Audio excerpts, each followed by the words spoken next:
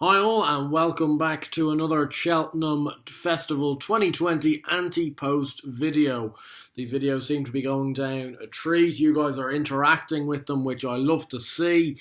I love to hear your guys' opinions and compare them to my own, and hopefully together we can start finding some winners going forward. It's obviously a great time of the year for jumps racing. We're just about crescendoing into the Christmas period, where I'll be covering a lot of the Leopardstown racing and maybe some of the racing over in Kempton as well, if the demand is there. Obviously you guys need to be telling me whether you want the demand there or not.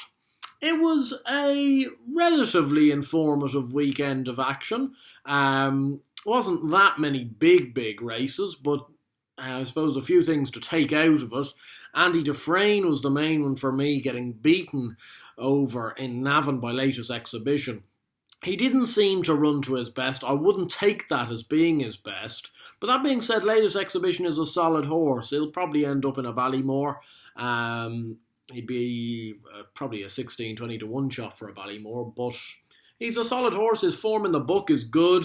Brian Cooper gave him a very good ride, and Andy Dufresne was well beaten on the day. There kind of wasn't much else you could say about it. Other than that, I would give Andy Dufresne another chance. I'd say that isn't his proper running, to be fair to him, but you'd have to hold the Jets on any Cheltenham punts with him.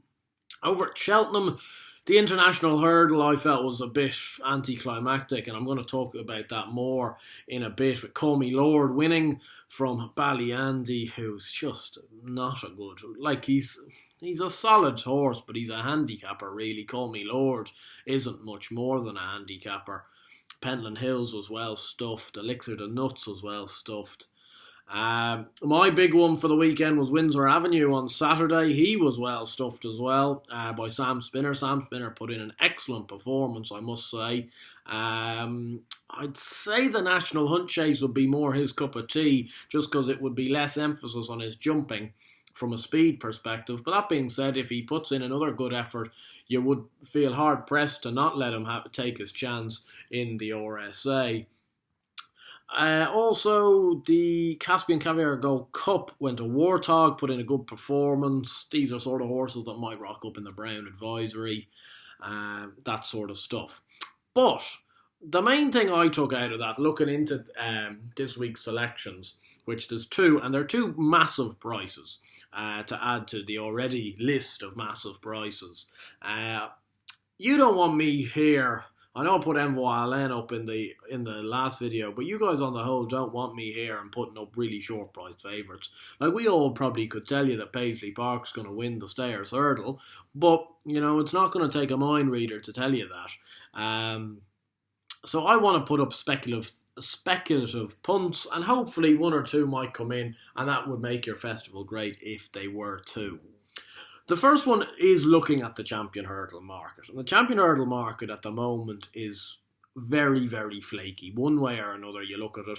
I personally think the most likely winner is Classical Dream. I think he'll come on leaps and bounds for that run at Punchestown. I wouldn't look into that as much as people are. But he's 4 to 1 favourite. There's no value in Classical Dream at the moment. I think if he was to rock up on the day, he'd be 2 to 1. And you'd obviously know he was there. So I'd be holding the Jets on him. Saldier is a very fragile horse. You've got to take that into consideration if you're putting him up Antepost. He's very fragile. Pentland Hills was useless on the weekend. I don't really like the form from last year as well. So, of course, Sublime would be windy for me. Fussel Raffles would be windy for me. These juveniles, I just can't take to them.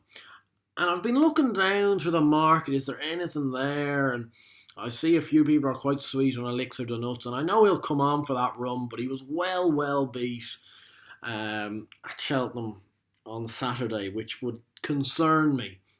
And one just flew into my head, and I could be bizarre saying this, as it's well down there. It is 66 to 1 with William Hill and Sky Bet. But I've seen him a bit because there's a feature coming up soon on Sky Sports Racing. I was about to say at the races there, with Fergal O'Brien. They're previewing it at the moment, and they're talking about a horse called Quick Grab 'em. used to be trained by the master himself, WP, owned by Geraldine Wooster, who lives over in England. And from this stable tour, I suppose, with Fergal O'Brien, he said that she actually lives very close to the yard. She lives around half an hour away. So it just made more sense to have the horse back home for her, so she could go see it a lot more, I suppose, go to the races this horse is running in and stuff like that.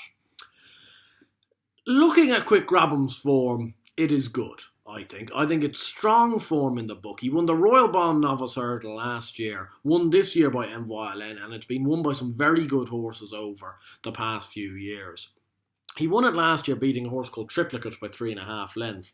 Now, Triplicate hasn't really gone out to frank the form, I'll admit that. But in that race, he beat Aramon by 7 lengths. And Aramon, after that, went on to win the Christmas Novice Hurdle at Leopardstown, then was beaten a neck by Classical Dream. He was 5th in the Supreme, 2nd at Aintree. He was a very, very good yardstick for the novice hurdlers last year. And I just feel this Quick Grabham, he was off for a while. I fancied him a lot for the Supreme Novices Hurdle last year after that Royal Bomb performance. And I know a few of you guys probably thought that as well. But he picked up a knock, took a while to come back, and ran at the end of the year at Punchestown. Now, I kind of got the impression getting him to Punchestown was a bit of a rush. Didn't run a great race. He finished 4th behind Classical Dream, 4th or 6th.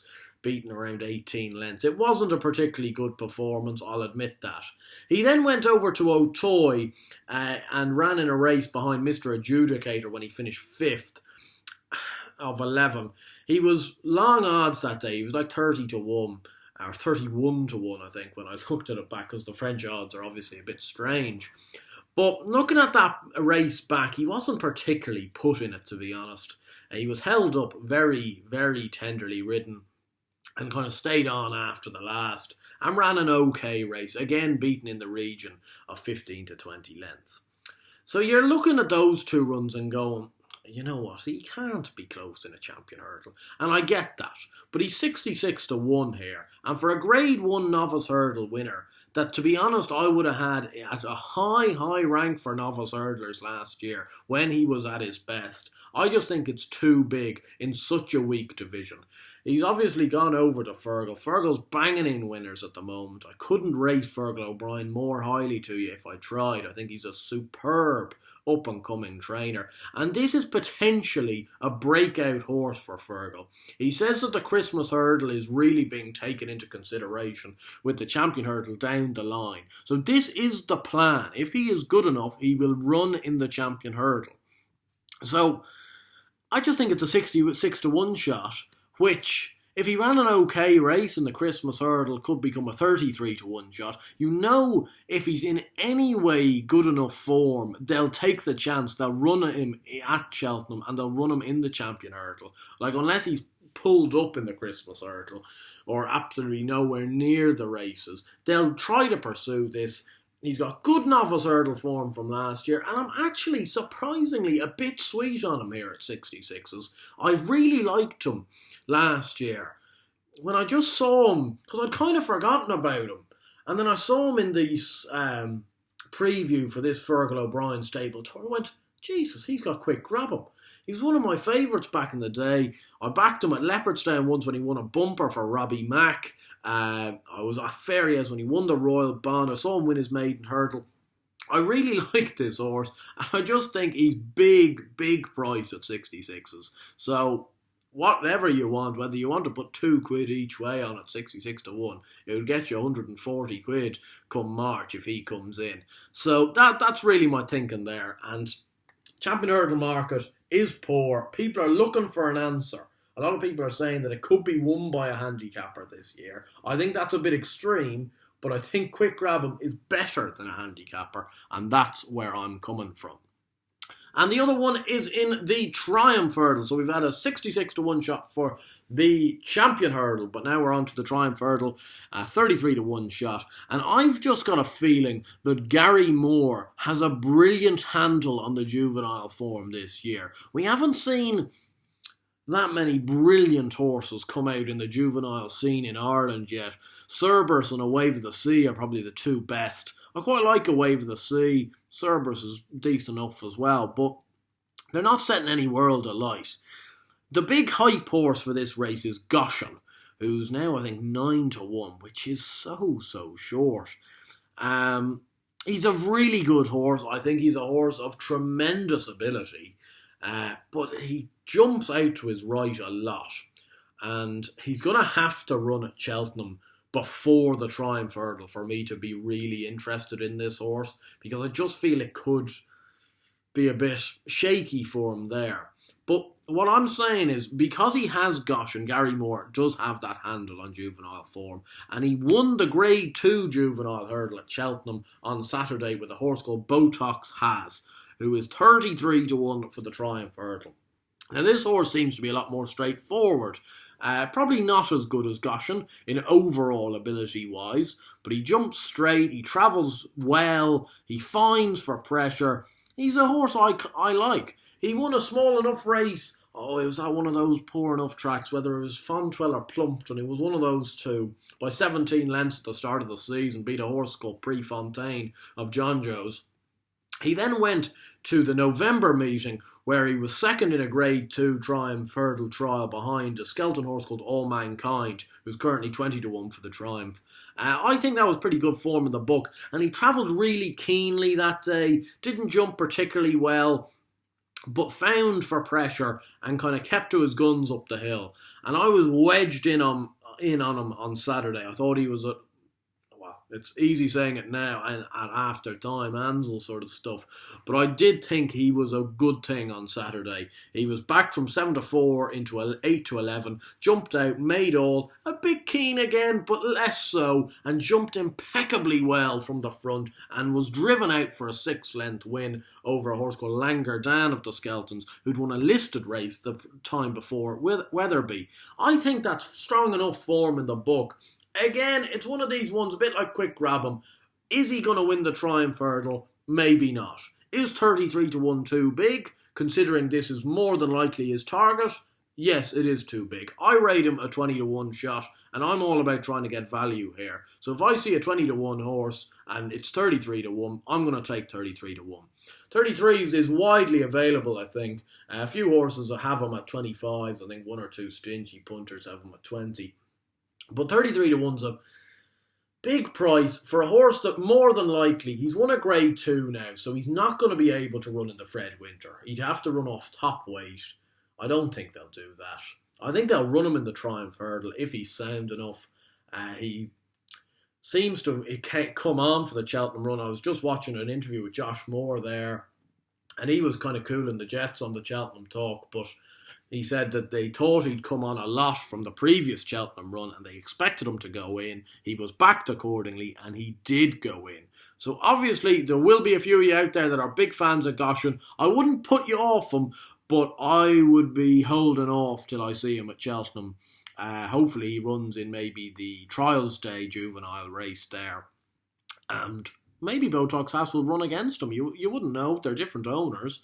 So I'd be very keen on those two. And hopefully those two can run big races for the Gary Moore stable come March. So to recap for this video, two more big price Antepost selections for you. It's Quick Grab 'em at 66-1.